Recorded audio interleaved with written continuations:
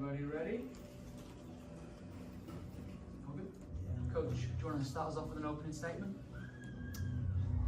Where do I want to start? I think I have to start here. Just we set an attendance record. I've heard for the state of Texas. And again, I think I've said it ad nauseum, just that I took this job because of what can be here. And I think that's starting to come true. And it was an electric feeling. It was amazing. I've often wondered what it felt like to be on a football field, and I imagine that's somewhere close. And I don't know if I can have enough gratitude to the 12th man for showing up and showing out and being loud and being vocal and being a piece of it. And I hope they enjoyed themselves, and I hope they come back. I'm proud. I just talked to the team of stretches that we had in the match, but I think we're good enough to beat a team like this. I think we're good enough to beat a team like Wisconsin, and we have to find a way to pull out 2 or 3 more points. And I think we need to find a way to win that 3rd or 4th and pull it to 5, and then you never know what's going to happen. And I think we're good enough to be there, and we're going to go to work and try to figure out how to do that. We'll open it up for questions. Was there a point, did you allow yourself early on to kind of sit back and take in the crowd at all? I think, I don't remember where I was talking. I don't know if it was TexAgs or our weekly press conference, just talking about there's a different feeling when you walk into a building and it's already half full or something along those lines. And I think that moment I was like, wow, just when the student section was almost full with 35 minutes left before the match. And then just, I don't know, I think people have noticed I'm a competitive head coach. I get after it. I think Buzz and I are probably in a competition for most animated on campus, and I felt myself just feeling that and getting a little bit more frustrated, or not frustrated, but fired up. And I think just in those moments, just when we were celebrating, we felt like we had people celebrating with us and for us, and I don't know, it was a togetherness feel, and I think in those moments it was the appreciation, not necessarily a looking around and an awe. At one point I did look up, and Sam and I have talked about having a goal of having one person sitting in the upper bowl, and I looked up and there were people in the upper bowl, and I was like, whoa, like, so that was a moment for me, but just in general, it was just when we felt people were celebrating with us, it was amazing. I guess just during the game, how frustrating were the number of errors you guys made? I mean, it just seemed like y'all couldn't find a rhythm on offense. I think the first set, the players were taking it all in. I think it took them a little bit to get settled in. I think those were the errors in the first, and we've been talking about trying to reduce those a little bit. And it's this fine line because we're in the top 5 in kills per set, and that's because we're aggressive. But it's, hey, where do we need to dial it back and make sure we keep the ball in the court? And service line, same thing. We want to put pressure on an opponent, but where do we make sure that, hey, we're missing by 3 inches, not by 4 feet?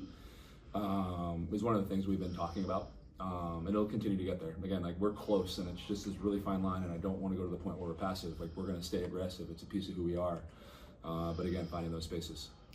Texas also had quite a few errors. Just what did you see from what they were able to do to find the points that you guys weren't able to tonight? I think it came down to 1 or 2 high ball swings. There were some small touches where the first set I think is an anomaly. I thought we were really rushed. I thought we I don't know, our timeouts were mostly about taking a breath and slowing ourselves down and making sure we're taking our time on every single touch. And I thought we got there near the end of the first. I thought I don't know, they did a good job spinning and changing our matchups a little bit, and that kind of I think flipped the third a little bit. And then I thought it was 1 or 2 swings, and I got to go back and watch. I was actually talking to my assistants like, hey, where did that go astray? And I think it's just one rotation where we're struggling to get a couple kills. So I'll go back and watch the video tonight and get to work tomorrow. I think in the last match, when it seemed to be going blow for blow, last game, blow for blow, it seemed like they were able to get a few of those tips in to get around the block. How important was the block through that kind of comeback effort, and then changing it up there at the end to try to defend it? Yeah, the block was huge, and just I think it was a continuation of last year's match a little bit. Just we were able to shut some people down and get some stuffs, and I thought that was a huge piece of it. And then I thought we did a good job on tip coverage, and there's just 1 or 2 that we got to pick up, and it's not necessarily they're going down. It's just we got to control them and then convert that every single time. So again, like, I thought we played well for long stretches of it, and I really got to go back and watch because it was one of those things that 4th set where we were right there, and all of a sudden we were down by 2. And that's what I love what volleyball is about. It's about making sure that we stem those runs. But I'll go back and take a peek. And then all things considered, I know you talked a little bit about what this rivalry means for the sport. Did it live up to the billing, do you think? You guys tell me. You were out there watching as fans. I thought it was good volleyball. Like I said, my frustration right now isn't that like we're not there. It's almost that we're right there, and we just need to tip this thing over the top of the hill to the point where we're winning these matches against these teams. And I've also talked to the players, and I'll also encourage people just the SEC is a grind, and I know this one had a lot of lights and shiny stuff because it's this rivalry, but we need people out there on Sunday against Missouri too, and I think that'll be a grind. But I'm proud of the way we're playing volleyball. I just think we need to get those 2 points to win against a really good Texas team. Perfect. Any more questions? No? Coach, thank you. Thank you. Alright, we've got Logan, Lednicky, and Ava Underwood. Girls, let's start with you. Just thoughts on the game and the crowd altogether. Yeah, it's kind of unreal. Like I think you said 9,200 people, which is insane. And 36. Yeah, We don't and forget the 36. And it was just so much fun. The atmosphere, the fans, like you could really feel their support. I don't know, it definitely makes a difference.